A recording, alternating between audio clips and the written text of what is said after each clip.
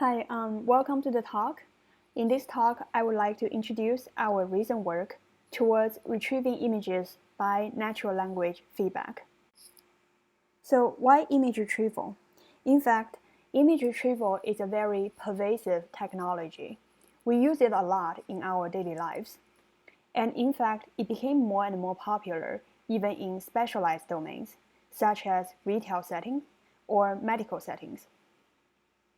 Even though image retrieval has been studied for many years, it remains very challenging, and many search engines still rely on keywords labels or image metadata, rather than truly understand the image content. In this talk, we focus on fashion retrieval, which is itself an interesting and challenging area of image retrieval. Say a user is looking for a dress, such as shown on the left. So what are the challenges to retrieve very good result for the user? First, it's actually hard to describe what to search for using one single query. For example, if the user type in black lace dress, it still doesn't describe the intricate fine-grained details of the neck design and the lace design. Second, once the search engine provides pages of retrieval result, it's still very hard to narrow down the exact match because the engines usually offer a set of filter choices, such as pattern, size, color. These filter choices and values are limited and cannot provide very fine-grained filtering. Lastly, a lot of visual attributes are actually very subjective. For example, if we are asking whether the dress is formal or not, maybe we will have half of the group saying yes and half of the group saying no. So how do we address these challenges? First, if the user can provide iterative feedback to the system, then that might help with the limit of a single query. Second, if the user can provide input using free-form natural language, then that might be more expressive and more accurate than using predefined filter choices. Lastly, if it's difficult to describe the visual attributes in an objective manner, maybe it is easier for the user to rank this image compared to a candidate image on an attribute dimension. So this motivates us to propose a new retrieval paradigm. In this paradigm, the user would interactively provide user feedback based on the candidate image that the system returns. So the user feedback is in natural language. It is free-form and flexible. So how can this paradigm be used in an actual application? Let's look at a use case first. On the right, I'm showing an example of a possible application.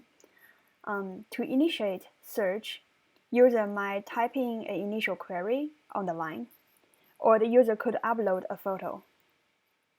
Say the user have a photo of the desired fashion item, and the user upload the photo.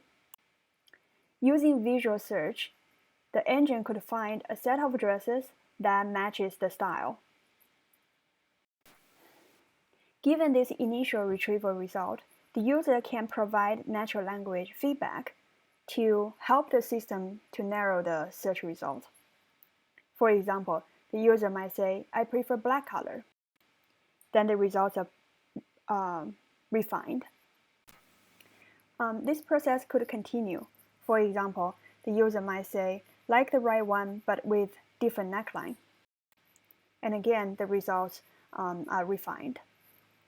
So this is just a conceptual example of how the proposed paradigm could be integrated with visual search to build a very complete application that is multimodal and user-friendly. Now let's look at how we implement the proposed framework. First, let's look at some prior work on image search with interactive feedback. One of the most common methods in this area is to use relevance feedback. Here is how it works. Say on the left, you got the initial retrieval result. User look at this result and compare to the desired ground truth image. And the user would indicate which of these images are relevant or irrelevant to the desired retrieval result. The system incorporates this feedback and re-rank the retrieval result. And this feedback process can continue. One of the problems with this is the relevance feedback is binary, and it limits the amount of information the user can convey about a candidate image. Another common method is to use relative attribute feedback. Compared to relevance feedback, relative attribute feedback also provides the user a list of attributes. To give feedback, a user could pick one or multiple of the attributes. For example, the user might say, the desired image is more open than the first returned image, or the desired image is more pointy than the candidate image. Again, the system takes the user feedback, and this process could continue. Compared to relevance feedback, relative attribute is more descriptive, but it still requires curating an attribute list. And as the attribute list grows, the user interface could be cumbersome because the user has to manually look through the attribute vocabulary and pick the best one to provide feedback on. Different from prior work, in our framework, we allow the user to provide feedback using natural language. Here is how it works. First, the agent presents one candidate image at each interaction round. And if this is the first round, the system could just pick a random image and present to the user. Then the user will look at the candidate image and compare with the desired image, and the user will provide a natural language feedback. For example, the top I want is orange in color and more flowy. Incorporating this new feedback, then the agent will return a modified candidate image. This process will continue until the maximum round of interaction has been reached. So let's look at the details of the network architecture. Now, on the system side, which we call the dialog manager. The dialog manager can take as input the candidate image T and the user-generated feedback. The dialog manager also has access to a retrieval database. The first component of the dialog manager is called response encoder.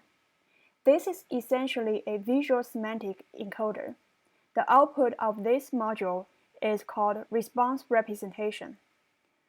This is essentially the representation of the new information we got at the round T. Since the retrieval process is interactive, so not only we want to encode the new information, but we also want to encode the history dialogs. So here we use state tracker, which essentially is a recurrent network. It incorporates the response representation with the history representation, and we obtain a new history representation at round T, which we call ST.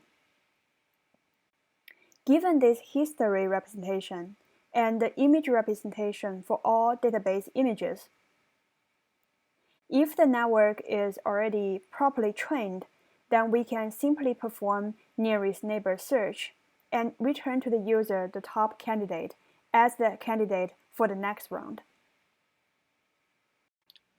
This architecture can be trained end-to-end, but how can we train this architecture? So the supervision for this architecture comes from the user's input, but collecting this interactive or conversational information is very expensive and difficult. especially at the beginning of training, when the dialog manager has random or close to random weight, collecting meaningful feedback is especially difficult. Here we'll show our strategy to avoid this issue. Because the difficulty here is to obtain the natural language feedback from the user, so we look at the role of the user very closely.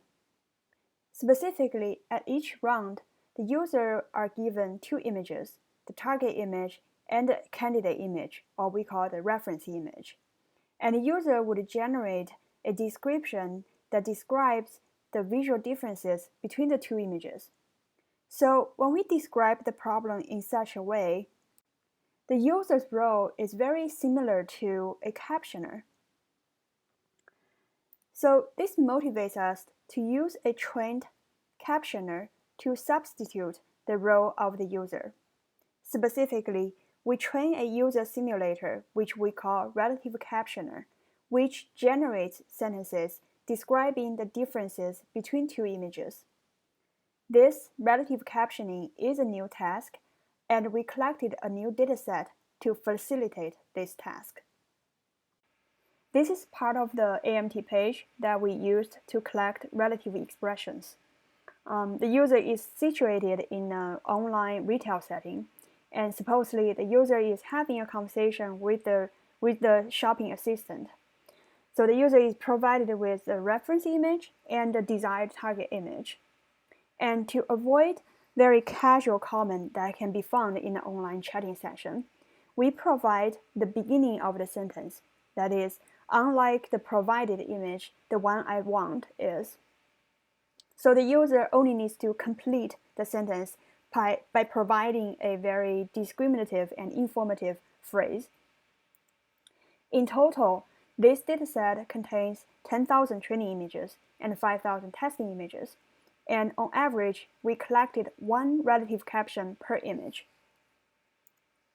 Here are some examples of the data we collected. You can see that there are some variations in the captions. Sometimes the captions are very brief and describe a holistic attribute of the desired image. For example, the first one. And sometimes these captions can be very interesting. It would have fine-grained details with even positional information. For example, the second caption says, have holes on top. Given the relative captions, we can train a user simulator. We used show, attend, and tell model for this task. The input feature of the captioner is simply the concatenation of the target and the reference image. On top, you can see some examples of the generated captions. Given the user simulator, we can use it to train the dialog manager efficiently, because now for any candidate image, the user simulator can generate a natural language feedback that is used to supervise the network. So how do we actually train the network? Notice that the actual objective we want to optimize is the ranking of the ground truth image. This objective is non-differentiable. Even though the ranking objective is non-differentiable, we can approximate this problem using a differentiable objective. For example, given the history representation, we can minimize its distance to the ground truth representation in the retrieval database. So we want to minimize the difference of the history representation with the target feature while maximize its distance to a random image feature. This can be used for supervised training, and this will prepare the network for fine-tuning. Given the pre-trained network, we then fine-tune the network using reinforcement learning. Specifically, we used model-based policy improvement. Because in this case, the dialog manager is paired with a trained user simulator, so the user simulator, or we call the environment, has a deterministic behavior. Using this deterministic behavior, we can actually compute how good a policy is. For example, given the history representation ST, we can search for the top k nearest neighbors in the retrieval database. Then we can actually compute the reward at the end of the dialog turn for each of these top k nearest neighbors. We then find the optimal policy by selecting the one with the highest reward. To maximize the likelihood of selecting the optimal policy, we used cross-entropy loss. This method has been shown to have lower variance and converges faster. Here is a summary of the results we obtained. First, we compared the proposed model-based optimization approach with supervised learning baseline. We also compared with self-critical sequence training.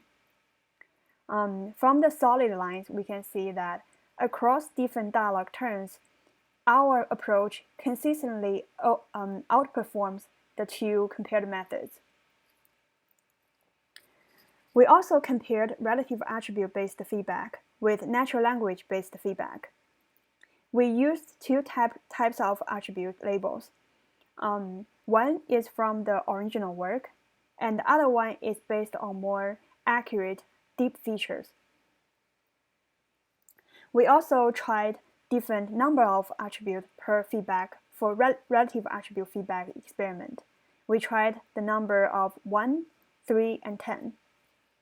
So we can see that across different number of attributes and the type of attribute used, natural language feedback outperforms attribute-based feedback. This observation is also evident from user study. So this suggests that natural language feedback can converge to satisfactory retrieval results faster than attribute-based feedback.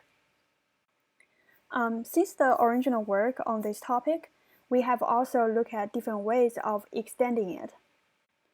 One direction we look at is, what if we have actual information on the images themselves?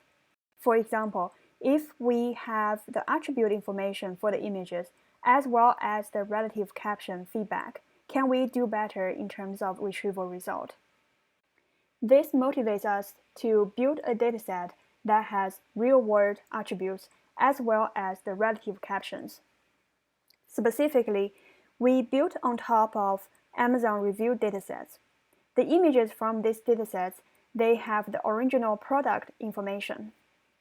We use a list of attribute vocabulary to filter the product web page and obtain attribute labels for each image. We have complemented the attribute information with relative captions. Specifically, we collected 2 relative captions per pair of images. On the left, we listed some statistics of the dataset. For example, roughly a third of the relative captions contain comparative references, and roughly 19% of the dataset have a composition of both direct and comparative references. Also, over half of the relative captions contains composite attributes rather than a single attribute description. Fashion IQ dataset can be used in different ways to help building a better natural language-based interactive image retrieval system. For example, it can be used to build a better user model. It can be used to build a single-shot retrieval system. And then lastly, combining a better user model and single-shot retriever, we can actually build an interactive retriever system. This dataset uniquely combines human-written natural language feedback and also large-scale web-mined attribute labels. We have also formulated a challenge around the task of single-shot retrieval using Fashion IQ dataset. The task of single-turn retrieval is an important building block of the full dialogue-based retrieval system. On the right, you can see a summary of the challenge result since last year. We can see that there has been very encouraging improvement since last year. We actually have separate presentations on the challenge itself. Please check our workshop website for more information. We used Fashion IQ with the proposed retrieval framework, and here is a demo. To initiate a search, the user can input a natural language-based query. Given the returned result, the user can pick which image to comment on and provide a relative feedback. This process can continue. We presented this demo in CVPR last year. From the response we got, it has been shown that this interface is engaging and more expressive. Another direction we have explored to extend the framework of dialogue-based retrieval is complex scene retrieval. In complex scene retrieval, similar to fashion retrieval, the agent can take natural language input from the user and progressively refines the result. There are indeed some differences we find different from fashion domain.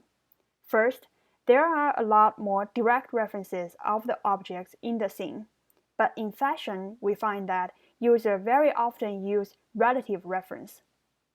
Second, in complex scene retrieval, a user often decomposes the descriptions into local region descriptions. But in fashion retrieval, we see a combination of holistic image description as well as local region description. The differences in the property of the problems also resulted in the difference in system design. In complex scene retrieval, we modified the history representation. Specifically, we used a list of state vectors to represent what a user is searching for, compared to we only use one history representation for fashion retrieval. This work is published at NeurIPS 2019, and for more details, please refer to the paper. I have shared with you some of our recent work on using natural language for interactive image retrieval. Results have shown that this does lead to more expressive, more flexible, and more engaging experience. This also opens up many directions to explore. For example, the current method of modeling a user is quite rudimentary. It doesn't consider user preference, it doesn't consider the background knowledge. So improving user model can lead to even better retrieval performance. Second, under the current framework, the agent only communicates by returning candidate images. So if we let the agent to ask questions proactively, then that might lead to the user to give more informative feedback. Lastly, with the Fashion IQ dataset, we provide both the attribute label as well as the relative captions. So exploring ways of combining these two information is an ongoing effort. This is the team that did all this work. We are researchers and students coming from different institutes. So I thank you for your attention, and if you have questions or comments, feel free to contact us. Thank you.